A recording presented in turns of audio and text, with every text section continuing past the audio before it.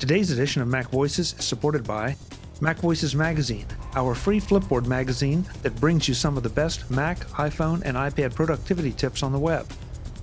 High in signal, low in noise, just like Mac Voices, Mac Voices Magazine includes information on how you can get more out of your Apple technology. Subscribe at macvoices.com/magazine or search for Mac Voices Magazine on Flipboard. Welcome to Mac Voices. This is the talk of the Apple community, and I'm Chuck Joyner. Part 2 of our Mac Voices Live discussion with featured guest Mike Rose and a host of Mac Voices Live regulars continues as we dig a little deeper into the DOJ's action against Google, what it might mean for Apple. We talk about the new HomePod Mini, search engine politics, and have a great blooper that you have to see toward the end of the show. So let's go right back to the discussion about the DOJ action. You know, I kind of want to chime in. It may not necessarily be related in a sense with I guess it is with Apple and with Google.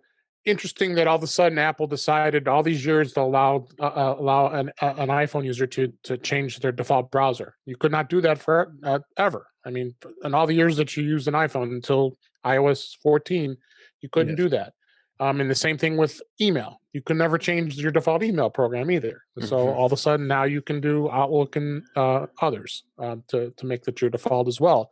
So I find that kind of ironic that, you know, Apple has, I mean, both companies have been looked at, of course, Facebook and many others in the tech world for antitrust monopolies, and that Apple all of a sudden has kind of loosened the reins on some of these things that they've been tightly controlling.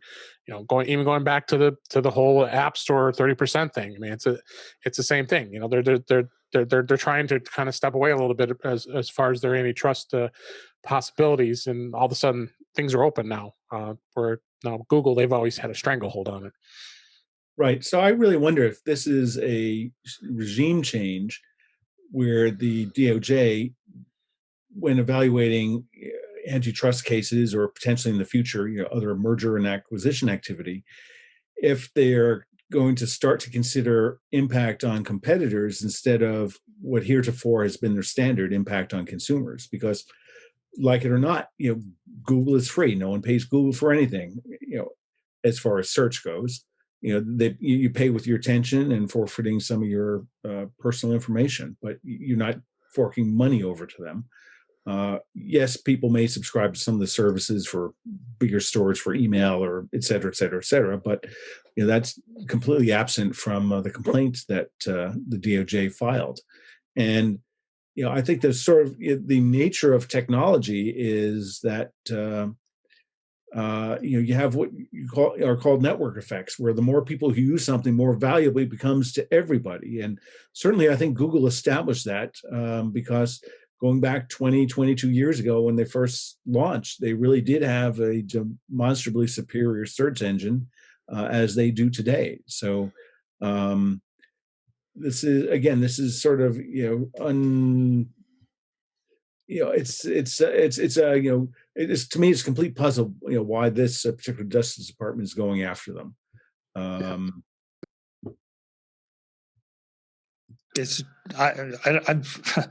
I don't even know. I mean, I think it's interesting the timing of this when just a couple weeks ago we had that not formal indictment, but you know, the declarations and concerns over monopoly power for Apple and Google and Facebook and Amazon and all, with some emphasis on the App Store and the control that Apple has over the iOS ecosystem. So you know, they chose to pick on Google first, which is interesting. And we've talked about this on the show before, you know, that there are a number of arguments against Apple being a monopolist, even with iOS being on the phone, because they don't have a majority market share, you know, for one thing. There are a lot of other arguments against that. Google, it would seem that it almost feels like, even though it's a bigger target, it's an easier target to hit if they really want to. Right. I saw something on Twitter. Somebody from Google posted, you know, an excerpt, you know, from a blog post pointing out that, oh, well, we're not the only one, and pointing out how Microsoft bundles, you know, Bing with, you Edge, is that the name of their new browser? Edge, yeah. I think by doing that, I think Google's may just be missing the point, and may not really be understanding what is going to be coming at them. Oops. Frank, Brittany, you're both quiet. Any thoughts? I don't know. I have a hard time figuring out where I think it's problematic versus it's my phone. I can put what on it I want as the person who makes the thing. And I don't know where this is. And yeah, it's complicated. I sort of get the feeling like it's just show. It's just a flex on members of the government to make people think we're doing something. Mm. There's an old line. Do you remember the movie Blazing Saddles? I'm dating myself here. Yep. Okay. Yeah. Now, do you remember when the governor, played by Mel Brooks, No. they're talking about running the train through the town, and he slams his fists on the desk because somebody says something. He goes, "Gentlemen, we have to protect our phony baloney jobs." It sort of hits me that way because Google has basically become a verb. I mean, I can see two different aspects of this because I guess we're probably about 3 generations in where computing is in the DNA of people. But there's still people in later generations, my age, and stuff like that. To them, Google is not a verb. It's a noun. It's the only thing there. They have no way of knowing that. What do you mean I've got options? They're just happy that they can make the thing work and they can see their grandkids. So I'm not so sure it's not just for show. In this political time, it's a very safe assumption to assume that most government things are for show. Well, yeah. I mean, I guess that the is a thing. redundancy. Yes. I mean, I'll buy you I think. others. Sorry, Frank. I don't know if you were going to say something because I was going to jump in. No, Go, Mike. nothing intelligent. Well, okay. I mean, I think it's certainly worth looking at this specific action, this specific time, a little bit askance. We know that it's been reported the Department of Justice was pressuring for an indictment or for a case to be filed in September. That didn't happen. We know that many of the attorneys at DOJ who were working on it left or refused to proceed with it because they felt like they were being pressured. So I think there's definitely some chicanery going on.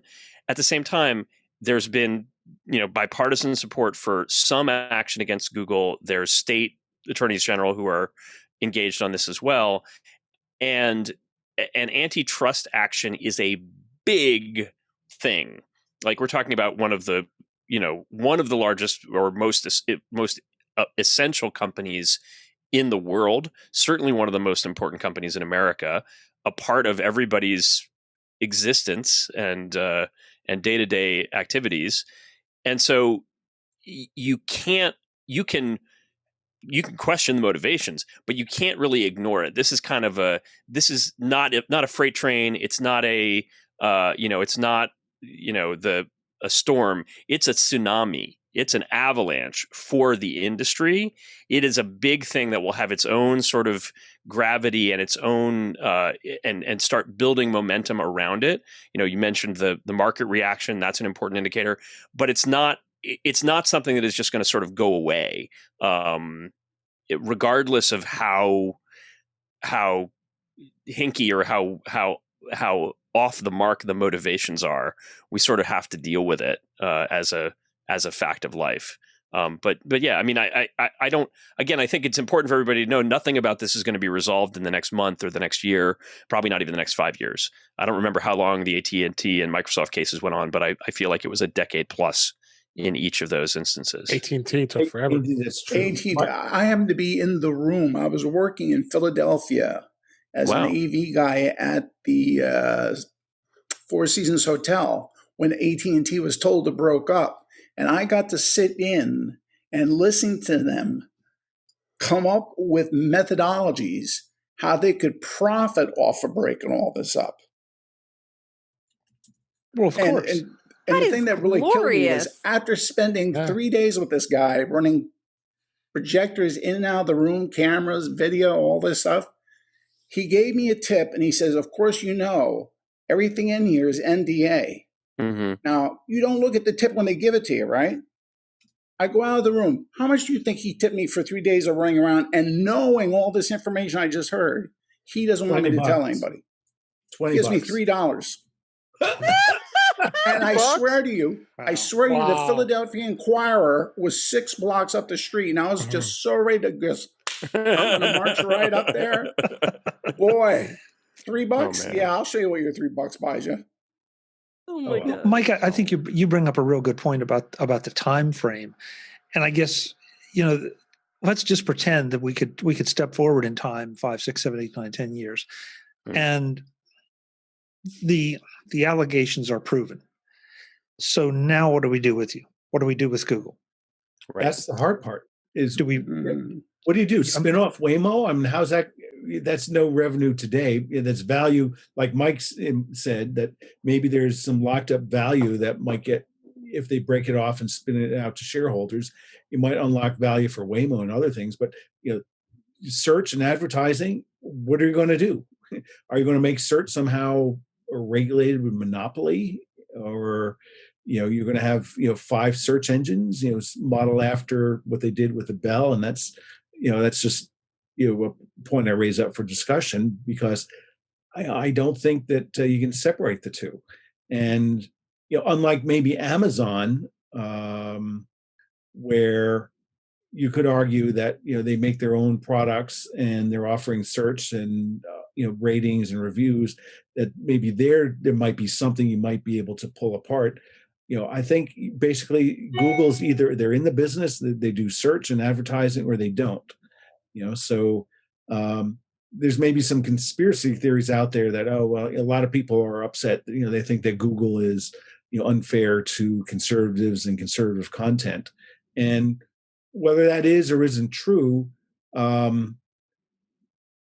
this action doesn't touch on that, unless it's just blind rage that's trying to go out and seek revenge or punish somebody. It's just it's very puzzling that there wasn't a really clear. And I guess maybe, like Mike said, maybe the adults have left, and maybe this is what the interns left at the DOJ could do to put together a complaint. Antitrust legislation run by the interns. And I'm only partially sarcastic when I say something like that. Yeah, that sounds like a new TV show on Apple TV, Mike. Yeah. DOJ interns. Oh man. Yeah, What a nightmare. What could go wrong? DOJ's CSI. I don't know. And the other thing that gets me is, okay, so Mark, I think what we said, you have Google, you have Bing, you have DuckDuckGo, you have, who else does Yahoo. search? Yahoo still doing it. Yahoo. Yeah, I guess, okay, Yahoo, gee. right, but they. No one remembers when Yahoo was new. Bing. Yeah. Yeah. It's still a choice. Old people. As a default on the iPhone. So Yeah, but I mean, think about it. It feels like the horse is out of the barn, or the horse has already been bought by, the horses have all been bought by, just a very few people here, or a few entities. And, now you're deciding that this might be a monopoly, guys. Where were you maybe when the process was happening? Yeah. I love, Chuck, I love that you mixed the metaphor of the horses out of the barn with actual horse trading. I've never heard that before, but it's fantastic, because it's like, we're talking about horse trading. Essentially, we're talking about the balance of this company's power against what's in the best interest of the consumer, or, as pointed out by Mark, what may be in the best interest of competitors. And there is horse trading going on. There's a power struggle between what is this company's concentration of capability, concentration of power. How are they using that power to prevent competition in the market, or how are they using it to influence competitors to not enter the market at all? It's hard to argue that Google has a huge footprint, but like there's horse trading to be done. There are ways to make the company be a better citizen. You just have to. It's not clear whether they will do that voluntarily. Well, in some ways, you have to wonder about just the sheer economics of it. That if they could go to the DOJ and say, "Look, how about this? 1, 2, 3, 4. We're going to do these things, and what do you think?" Yeah, and that's not going to do full employment for the DOJ, but would that serve? Excuse me. Would that serve the public best? I want to point out Warren left us. He said, "Sorry, guys, first time in like 10 years, Fios went out in my neighborhood." Can I bring up a point on that? Google's fault. I looked at my clock. Yeah, blame it on Google. The very time his internet went out was when the World Series started. Ooh, Now, I don't know. Maybe I'm just saying. I don't think he's a fan of either team, so I don't think you have to use that one. So. Well, he follows the Giants as I do, and that's not really following football, But you do have to wonder You've seen about the Giants play. Yeah, but you do have to wonder about Verizon. Yeah. True. So what? So before we leave this, because we're going to start to run out of time. How does it? I mean, does this have any appreciable effect on Apple other than, as Mike said, it's free money for Apple, for Google to be paying? Does this have any other significant effect on Apple, at least at this time, this specific action? I mean, I would say that the point that was brought up earlier, which is that Apple dodged, or so far has dodged, antitrust action around the App Store and App Store pricing, and the Apple tax, and Epic Games has pushed that to the fore a little bit. I think the willingness of DOJ to go after Google does put Apple and Microsoft and other companies on notice, and Facebook actually, and Twitter, that their behavior is not unfettered, that they do have to operate by norms, and they have to operate within the same set of rules and the same playing field as everybody else. It would take a larger set of stones, shall we say, to go out after Apple versus Google, because I think that Apple is probably substantially more beloved as a brand and in the public eye than Google is. But everybody's on notice, I think, is what it says to Apple at this point. I have to admit, I didn't take that away, but you're absolutely spot on. Along with Amazon, Facebook, et cetera, et cetera, et cetera. I love the acronym. I didn't know before this year that the acronym for those companies is FANG, FAANG. Oh, Facebook, really? Facebook, Apple, Amazon, Netflix, and Google. Google, yep. So, And Netflix got crushed today. And there's FANG. Today's edition of Mac Voices is supported by MacVoices Magazine. If you want to do more with your Apple tech, then you need to check out MacVoices Magazine. A free magazine on Flipboard, MacVoices Magazine is updated daily with the best, most actionable articles from the internet, with an obvious focus on Apple and related technologies. If you want Apple news, there are plenty of places to get it. But if you wanted a curated source for tips, tricks, and things to actually do with your Apple tech, and in magazine form for your iPad or iPhone, then MacVoices Magazine is for you. Find out more and get the links at macvoices.com/magazine. and there's FANG. Yeah. But so here, now going into the darker side, there's these recurrent rumors about Apple doing a search engine. I have no idea if it's true or not. I tend to doubt it, but it comes up on a regular basis, and I saw it appear again when earlier this year when Tim Cook and Sundar Pichai and Jeff Bezos, et cetera, were testifying in front of Congress. So does anyone here think, two-part question, do they think, does it make sense for Apple to do a search engine or not?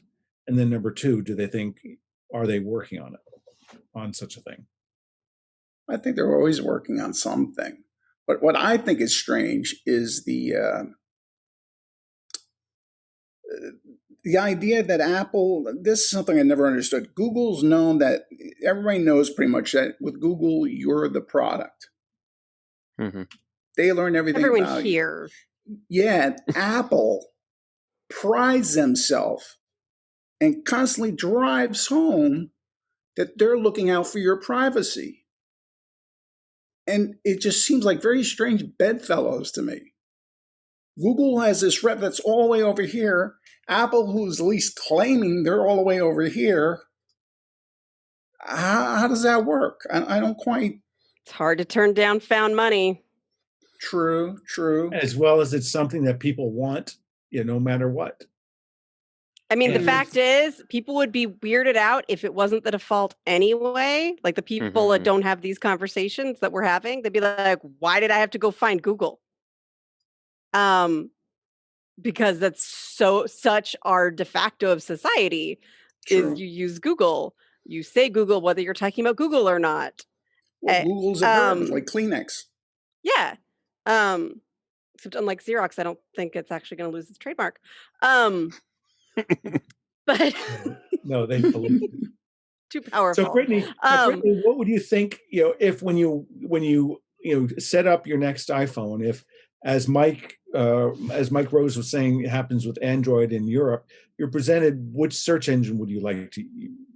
Which browser would you like to use, or maybe which search engine would you like to use? Would you think that's weird, or you think, I don't? Well, to me, it doesn't make any difference because I know I can change it and how to do it, and I do sometimes just for fun. Like, but I'm not people that way. For people, Not people. What kind of phrase is that? Okay, well, I'm not people. channel the people. Channel the people for in the US Senate or muggles, US if we want to House use of that term. Representatives. Yeah. Either they'll be mad that they're not already in their iPhone, or they'll be like, "Oh, okay, I guess I just click Google." Oh, okay. To answer Mark's question, though, because it's an interesting, I think it's an interesting question, Mark. I mean, we all know Apple likes to control everything they possibly can. So if they could control these, how much control do they give up if they continue to go with Google or somebody else? Because one way or another, you're going out and you're going onto the web. So the one thing that they might be able to do is maybe build in a little more I guess some back end protection from all of the tracking and everything. Maybe, and I'm way outside You my mean like expertise here. what they said they were putting into iOS 14? Well, but even more so, Brittany, that maybe at a server level, that if I'm connecting to an Apple server to do my search, maybe they can do more there. But and use that as a selling point. And so now you have to start to, but now you have to wonder how much people, as you said, how much do people care? How much do they value their privacy, excuse me. I think we're going that way more and more. We're all more aware of our privacy and how it's disappearing. But is that something that they would be willing to sacrifice in the name of maybe some convenience? They meaning Apple to give up their server space? No, customers. Oh, Customers. If I were going through an Apple search engine, and this, I'm doing leaps and bounds of theorization here. You might be going through it now. Like, to really directly answer Mark's question, they are. Like, if you're the person who goes to Spotlight on your phone to search first, they're trying to present me stuff. It's garbage, but they're trying to present me with stuff. And But how do you really feel? I want it to be better, but they are experimenting with search. It's right there. Like, they're trying to show you, maybe it's this website. Of course, then you're like stuck on that one page and you have to, it could use some improvement, but they are trying and hopefully learning from it and improving algorithms, but they're doing it. It's just not a search engine on the internet. Right. So I would go back to something Frank said, in response to my question about how Apple's so championing individual user privacy and how search is all about compromising user privacy. I think because of that contradiction, I don't think Apple would do a search engine. And I think that's why, as you're saying, Brittany, they're trying to abstract out the search engine so that people can search with an anonymization layer inserted by Apple. a la sort of what DuckDuckGo tries to do. Okay, here's the question. Do you think the conversation has ever happened behind closed doors where Google said, now how much to not give the other options? That would be illegal. Is that a conversation that you think has ever happened? That would be a clear. I mean, Google could be stupid enough to do that, but that would be a clear violation of the Sherman. But do you think the offer's ever been made? No, not in that way. No, not an offer. I think they would ask how much will it take, to guarantee we have this for this year and next year and the year after. You don't think they've ever made an offer of like, well, how much money does it take to not have that switch to Flip? You mean that if I were Google, I would have offered more money for that. It may have happened, but again, that gets people clearly into the grounds of antitrust. And in the complaint, they spend a long paragraph talking about how Google has educated its employees on things not to say for fear of running afoul of antitrust. So, as I say, it's possible, but I think people have had enough lawyering and coaching to figure out an alternate way to get to that objective. Yeah, I mean, maybe it doesn't matter because there's so few of us who bother to switch it. But it was just it's interesting. I mean, Mike and I've and have work in the business world, and I know anytime we go to a meeting with more than one company, they're basically, and sometimes even just with one company, there are certain restrictive things that have to be followed, and they splash them up on a screen, or they specifically say them outright. This is what we can and cannot talk. More accurately, this is what we cannot talk about, and if you're caught talking about it, you're going to be summarily dismissed from the meeting. And depending on what you've said, then they might take other steps. So I've Mark, your comment about Google being stupid enough. I don't think so. I can't. I really, in today's environment, and not just today, as in October 2020, but any time in the last number of years, I just can't see anybody doing that. At least not in the United States. Right. I guess I didn't use my "this is a joke, I'm being facetious" tone of voice. So. We missed it. Sorry. Mike, are you having technical problems? I dropped something. His guitar. My technical problem is gravity. I have a problem with physics. I'd like it to be revoked. No, one of my lights fell. Speaking of devices that we haven't talked about, who's buying a HomePod Mini to replace their Google Home or their Amazon Echo? Because I'm very going to buy one just because I want to buy one, or it's right around my birthday, so I'm going to ask for it as a gift. I have $99. November 10th, right, David? That came up last week. Do I remember that? It was same birthday as my daughter. Happy birthday in advance. Oh, nice. I've got. If you don't know, I have two HomePods sitting next to me here. So and a Sonos Move. So I need more speakers, but I want to put the HomePod Mini in another room and be able to really experiment with the intercom piece. They just updated HomePod software today. 14.1 I just installed it, so I'm trying to start seeing if I can play around with the intercom as part of the standard HomePods I have here. But I'm interested to see how that works, because it was it's definitely a cool thing. And yeah, that new HomePod is pretty slick, and I think it's going to sell like crazy. Mike, you asked the question though in an interesting way. You said to replace. I did. Echoes I would replace. I plan to buy one, but I don't know that it will. It will, at least at this point, it will replace. It will definitely supplement. Yeah. I'm not sure I have a room remaining in the house that doesn't have something listening to me at this point. I went through a phase, Chuck mentioned working in the corporate world. I think it was probably 4 or 5 years ago, where whenever there was an event or a sales meeting or anything, the door prize or the raffle prize was a Google Home or an Echo Dot, or sometimes even a full-sized Echo.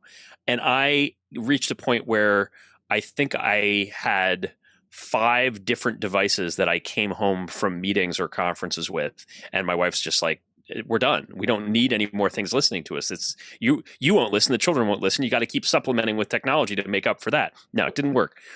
But so I think at this point they don't wear out, with the one exception of my Echo Show, which did die. The screen is dead, really, really dead. But they don't wear out. They're continually updated.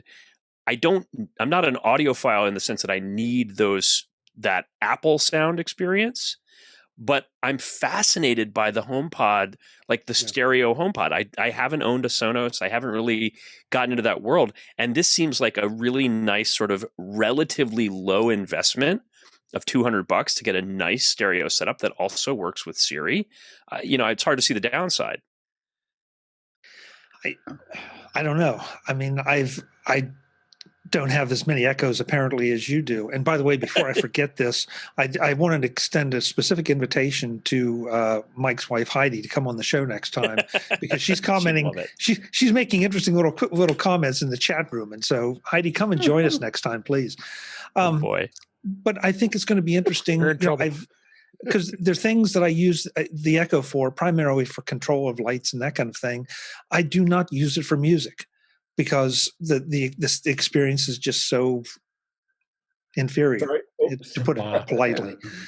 Yeah, I'm trying to be polite. So I'm anxious to see just how good the HomePod sounds, because that I think it has a chance to replace or supplement my Sonos in a big way.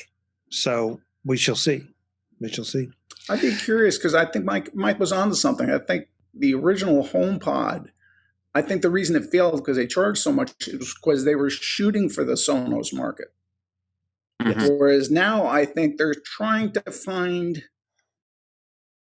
the quality they've learned making the HomePod still sort of tempt the Sonos audience, but not make it too much of an ouch that people won't dive in.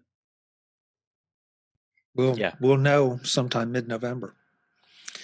Cool. Guys, we're pretty much out of time, but I want to thank everybody. These hours go so darn fast. I really appreciate everybody showing up and sharing their wisdom or their skepticism or whatever they happen to be sharing at the moment.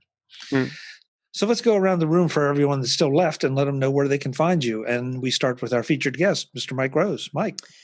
The folks can find me on my podcast that I do with Kelly Guimont, which is The After Show. It's aftershowpodcast.com and _aftershow on Twitter. We have a good time. It's every couple weeks, every month or so. And we would love to see you there listening. You can also find me on Twitter at Mike T. Rose. Mike, thanks so much. Come back anytime, especially now that you're sequestered in your house. You're always My pleasure. welcome. Thank you, Chuck. I appreciate it. Brittany, let you go next. Hi. Thanks for having me again, as I keep showing up late. I'm ADD Liberator on Twitter. And I was, as I have been lately, at a committee meeting for the International Conference on ADHD. If people want to come, it's the first week of November. Good. Great. Thanks so much for being here, as always. Mark, you and the giant dog. Okay, ARF. So easiest way to get me is on Twitter at Mark, M-A-R-K, Fuccio, F-U-C-C-I-O, all one word. Or using the same name, you can get me on LinkedIn as well. Great. Thanks for being here. It's becoming a thing for us to see you every week and figure out what your background is going to be next. So I anxiously look forward to next week. Uh-oh. Yeah, there's a challenge for you. Mr. Petrie. Yes, sir. Where can we find you? You can. Usually, I'm at the very end of the line at the car wash. But the rest of the time, I'm writing once a month in Screencast Online. I've got my website, ympnow.com. And I'm either bothering you or Ken Ray, usually in the chat room. Well, are you going to Ken's live YouTube thing? Oh, yeah. Oh, how is that working out? I hear him talking about it, but haven't been able to join yet. He just has a personality that, if you don't see him, you could, I'm sure there's people that go, when they listen to macOSKen, they go, he's probably doing a lot of editing and doing a lot of post. But to see him just do it live, it's just amazing how at ease and comfortable and knowledgeable he is. It's very, very entertaining. Yeah, I'll second that. Last but absolutely not least, Mr. David Ginsburg. Yes, you can find me on my podcast, In Touch with iOS, at intouchwithios.com. I actually have Mr. Jeff Kamant. Oh, my God. Oh, my God. I'm at Jeff Gammett. I'm going to regret that. David, you know what that means? You know what that means is I have to go to the Facebook thread and post the picture of Peter Cohen and Jeff Gammett hugging and kissing Top Kelly from Macworld 8 years ago. I'm going to regret that. We're never getting a mini home pod. I'm never going to live that down. Oh my gosh! Nope. Now you got a good blue period, Chuck. Jeff Gammett will be on the show this week, and you can that's at intouchwithios.com, and you can find me on Twitter at DaveG65. Thanks, Chuck. You know, we could do what Google does with Apple. You could pay me to edit that. Yeah, I could. But there's a lot of witnesses here, so I don't know if I would be able to get away with it. So. Just a thought. It's going to cost a lot to get edited out. Then that's what all the witnesses. Well, let's talk later. Yeah, just a thought. Just a thought. That's amazing. Folks, I'm Chuck Joyner. This is Mac Voices Live. Again, we do this every Tuesday night. We have at least as much fun every Tuesday night at 8 p.m. I hope you'll join us next time. Until then, and as always, thanks for watching. Visit MacVoices.com for show notes and to connect with Chuck on social media. Get involved in our Facebook group or like our Facebook page, and get more out of your Apple tech with MacVoices Magazine, free on Flipboard and on the web. And if you find value in it all, consider supporting us through either our Patreon campaign at patreon.com/MacVoices or by making a one-time donation via the PayPal link on our front page and in the show notes of each episode. You will join these fine people who help bring you Mac Voices.